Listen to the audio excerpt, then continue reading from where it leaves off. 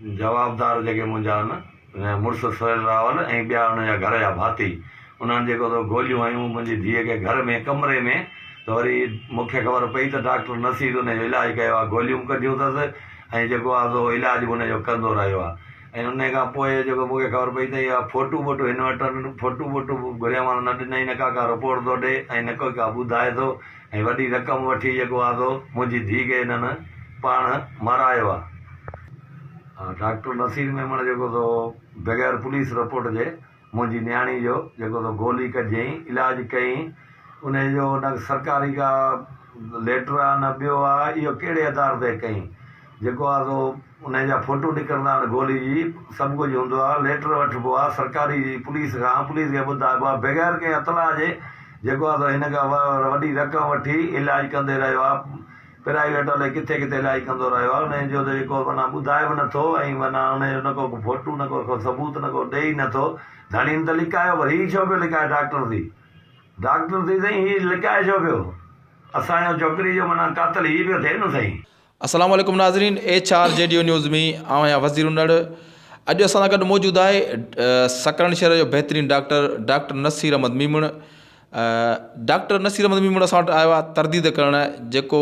तक़रीबन new Hussainabad colony में 1.5 महीनो पहिरीं नरगिस नाले हिकु औरत क़त्ल थी वई हुई। उन सिलसिले में अॼु सकरण जी मीडिया ते हिकु ख़बर हली आहे त उनजो इलाजु डॉक्टर नसीर मीमुण पे कयो ऐं जंहिंजी तरदीद करणु अॼु डॉक्टर नसीर मीमुण असां सां गॾु हींअर मौजूदु आहे, असां वटि आयो आहे। अचो त हुन खां असुलु हक़ीक़त पुछूं था, असुलु मसइलो छा आहे। डॉक्टर साहिबु अस्सलाम वालेकुम। आउं डॉक्टर नसीर अहमद मीमुण हल्फिया तौरु चवां थो त मूं कॾहिं बि नरगिस जेका क़त्ल थी हुई उनजो कॾहिं बि मूं न इलाजु कयो हो, न मूं कॾहिं हुनखे ॾिठो हो। गोली लॻण खां पोइ असां वटि कॾहिं बि मूं त हुन ॾिठो ई कोन्हे को। इहो आउं जी तरदीद कयां थो, हल्फिया चवां थो त मूं हुनजो न को कॾहिं हिन जो इलाजु कयो आहे, न कॾहिं मूं हुनखे ॾिठो आहे। इहो सरासर मूं ते इल्ज़ाम आहे। कॾहिं बि जेकॾहिं मूं ते साबित थियो त आउं हुनजो जेको बिल्कुलु जेको मूं ते सबूत मिले आउं जो जेको हूंदुसि पा पला ॾींदुसि। बाक़ी इहा जेका असल ॻाल्हि हक़ीक़त इहा हुई त जंहिं ॾींहुं गोली लॻी हिनखे माई खे त सकड़ अस्पताल में खणी आया हिनखे, त उनखे डॉक्टर यूसुफ मक्सी हुन अटेंड कयो त उनजो मुड़ुसु चयो त जेका असां हिनखे हीअ सुती पई त पाड़े में शादी हुई त ॿाहिरां गोली लॻी आहे ऐं उनखे असांखे पुलिस खे कोशिश त कयो, इतफ़ाक़ी आहे असीं रेफर खे असीं इलाजु कराईंदासीं। पोइ डॉक्टर यूसुफ उनखे माना उन वक़्तु रेफर करे छॾियो नवाब शाह। उहा हुई 7 तारीख़ खे राति, 7 तारीख़। उन खां पोइ उनखे असां कॾहिं उनखे ॾिठो न को छा। वरी जॾहिं मरी वई त पोइ उन खां पोइ वरी पुलिस लेटर असांखे अस्पताल हुननि मोकिलियो। पुलिस त वई तव्हां वटि हिन नरगिस नाले सां माई का दफ़ी गोली लॻी आई त असां पुछा कराईंदासीं अॼु कंहिं वटि आई हुते। पोइ पुलिस असां कईसीं त वरी डॉक्टर यूसुफ चयो त हा असां वटि आई हुई। पर इहो इतफ़ाक़ हुन माना मुड़ुस हुन सां गॾु ॿी जेका भेण हुई हुनजी मुड़ुस जी, उन चयो त असां वटि इहा शादी हुई पाड़े में, उतां गोली हुनखे लॻी आहे। असांखे माना इतफ़ाक़ केस वेस कोन था कयो, इनखे डॉक्टर हुन खां पुलिस लेटर कोन वरितो। ऐं उनजो वरी डॉक्टर यूसुफ मक्सी हुनजी अस्पताल में उते थाणे में बयान बि ॾेई आयो त बाबा हीअ असां हिन नाले सां आई हुई, हिनजो लिखत में बयान बि आहे। उन खां पोइ माना असांजो को बि हिन सां मुंहिंजो त को वास्तो ई कोन्हे, को मूं हुनखे कॾहिं ॾिठो न को हिनखे कॾहिं मूं इलाजु कयो आहे। इहा मूंते बिल्कुलु हल्फिया कसम सां चवंदुसि त मूं हिनखे कॾहिं बि हिनजो इलाजु कयो आहे, न ई हिनखे मूं ॾिठो आहे। असां जीअं त हीउ जॾहिं केस आयो त तॾहिं पुलिस केस कोन हो, ठीकु आहे। डॉक्टर यूसुफ मक्सी जी ड्यूटी में आयो त हू पुलिस केस को हुनखे चए गोली लॻी इतफ़ाक़ आहे, हुन रेफर कयो। हुन खां पोइ त न को पुलिस लेटर असां वटि आयो, न को जेतिरो वक़्तु जीअरी त महीने सवा महीने जे विच में कॾहिं बि पुलिस लेटर असांखे न पुलिस मोकिलियो लेटर वञी सर्टिफिकेट कढो, न ई डॉक्टर यूसुफ मक्सी जो सर्टिफिकेट कढियो। उन खां पोइ त कोई इतला ई कान थी, न को छा। इहो पोइ जॾहिं पुलिस लेटर माई मरी वई त पुलिस लेटर असांखे लिखियो त भई तव्हां ॿुधायो त असां तव्हां अस्पताल में माई हिन नाले सां आई। त असां रिकॉर्ड जी छानबीन कईसीं त डॉक्टर यूसुफ पुछियोसीं त कंहिंजी ड्यूटी में आई, त डॉक्टर यूसुफ चए त मुंहिंजी ड्यूटी में आई। असां हिनखे माना त उहो हुनजो वरी पुलिस जो हुन लिखत में जवाबु ॾिनो उते थाणे ते वञी त भई हीअ असां हिन नाल 8 लॻी 10 मिंट 7/11/2019 ते 8 लॻी 10 मिंट ते अस्पताल असां वटि आई। उनखे गोली लॻल हुई, कुल्हे में गोली लॻल हुई। उन मां उनखे पोइ डॉक्टर उनखे नवाब शाह रेफर करे छॾियो। त हुन चयो त भई केस पुलिस, हुन चयो डॉक्टर भई पुलिस केस कयो था, त हुन चयो त असांखे इतफ़ाक़ी गोली आहे, शादी में हुई पाड़े में आई आहे, असांखे कंहिं ते शक कोन्हे को, असीं हुनखे केस कोन था कयूं। जीअं त आउं त हिते सकण जो मौज़ूस डॉक्टर पिया आहियां, सीनियर डॉक्टर पिया आहियां। मूंखे सकण अस्पताल में 30 साल थी विया आहिनि। मूं कॾहिं बि अहिड़ो ग़लति कमु या कुंदो कमु करण जो कयो आहे न ई आउं सोचे सघां थो। छो त आउं त इन खे त गुनाह थो सम्झां न, त हीअ त भई कोई वॾो खून जो केस आहे। ऐं वरी उनखे लिकाए वरी हुनजो माई जो इलाजु कयां हा, त मूंखे त हिनजो सम्झ में कोन थो अचे जंहिं मूं ते इल्ज़ाम आयो त कहिड़े आधार ते आयो आहे।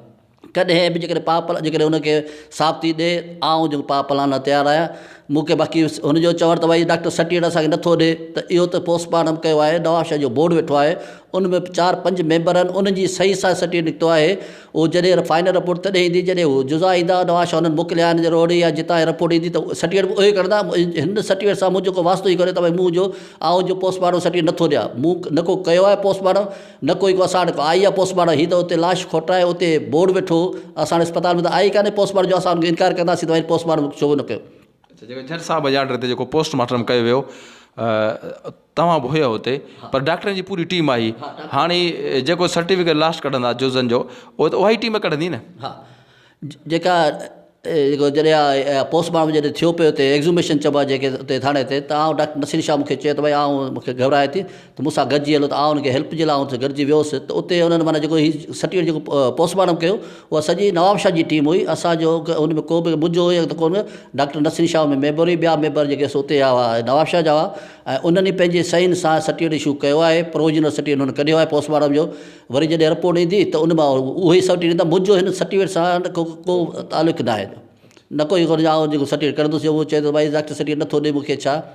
त जेको मुंहिंजो हिन सर्टिफिकेट सां वास्तो न आहे न कोई हिन मूं जेके माई खे ॾिठो आहे न कोई इलाजु कयो आहे कॾहिं बि पाउ जेकॾहिं साबिती मूं ते थी पाउ भरण लाइ तयारु आहियां अच्छा हुन वाल साहब खे तव्हां सुञाणो था ज़ाती तरीक़े सां लाॻाप जन जा कॾहिं तव्हां हुनखे ॾिठो हुजे ईअं हुनखे वालिद साहिब खे कॾहिं सुञाणे त नाले सां कोन सुञाणे त हीअ जेको नालो आहे ईअं रोड ते हलंदे हलंदे केरु ॾिठो त कॾहिं मूं वटि माना त ईअं कोन आयो त अस्पताल में ईंदड़ त उन मुंहिंजो हिन को पाण इलाजु करे न को मूंसां इलाजु करणु अच्छा जेको सोहेल आहे जंहिं ते क़तल इल्ज़ाम आहे जेको उन खे भला तव्हां सुञाणो था उहो सोहेल खे इन ते सुञाणे उते हू बेडशीट जो दुकानु आहे हुनजो घर जी बेडशीट करे वठणु वेंदो हुउसि उते चदर जी बेडशीट बाक़ी हूअं पर्सनली या ज़ाती हुन सां को बि कोन्हे सिर्फ़ु शहर में ॾिठो त बेडशीट जो दुकानु हो उते चादरूं करे हिकिड़ो ॿ वठणु वेंदो आहियां उहो बाक़ी हूअं हुनखे पर्सनली कोन सुञाणे थो जंहिं दोस्त हीअ पोस्ट रखी आहे मुंहिंजे ख़िलाफ़ु त उनखे चङी तरह सुञाणा थो त हू मुंहिंजो बि मुक़ वठे आहे उन सां हुनजो मुक़ रखे पर मुंहिंजो बि मुक़ वठे आहे त बाबा हीअ त तव्हां कयो आहे त जेको सो तव्हां वाक़ई कयो आहे या कोन्ह कयो आहे त जॾहिं हुन मूंखां फ़ोन ते पुछियो बि त मूं हुनखे ॿुधायो त भई मूंखे बाए गार्ड मूंखे कसम मूं हिनखे कॾहिं ॾिठो न को छा माई का हुन को सुञाणा न को माई का ॾिठो मूंखे हुन फ़ोन ते पोस्ट रखण खां पहिरीं मूंसां पुछियो बि फ़ोन ते त बाबा तव्हां हीअ ॿुधो आहे त तव्हां कयो आहे इहो इलाजु त मूं हुनखे बाए गार्ड कसम सां फ़ोन ते चयो त बाबा मूं हुनखे कॾहिं न ॾिठो आहे न कॾहिं मुंहिंजो इलाजु कयो आहे उन खां पोइ बि हिन माना पोस्ट मुंहिंजे ख़िलाफ़ु रखी आहे जंहिंजो मूंखे तमामु घणो ॾुख थियो आहे महिरबानी करे इहा जेका पोस्ट रखी वई आहे उनखे डिलीट कयो वञे त मुंहिंजी छो त सां मुंहिंजी इज़त नफ़्स मस्जरू थिए पई महिरबानी जी नाज़रीन असां सां गॾु सकण शहर जा मशहूरु डॉक्टर नसीर अहमद मीमुण असां सां गॾु मौजूदु हुया हिन जे ख़िलाफ़ु अॼु सोशल मीडिया ते हिकिड़े ख़बर हली आहे त जेका हिते छोकिरी क़तलु थी वई नरगिस उन जो डॉक्टर लिक छुप में जेको आहे सो इलाजु करायो डॉक्टर उन शइ जो बिल्कुलु अॼु तरदीद कई आहे हिन जो चवणो त मूंखे ॾाढी तकलीफ़ पहुती आहे ॾाढो तमामु घणो ॾुख पहुतो आहे बिरादरी हवाले सां या क़ानूनी हवाले सां किथे बि इंक्वायरी थिए जांच कराई वञे जेकॾहिं किथे बि ॾोही थियुसि या ॾोही साबित थियुसि त हर वहिंवार भरण जे लाइ तयारु आहियां ऐं जेके मीडिया ते ख़बर हुअण पई मुंहिंजे ख़िलाफ़ु उन ते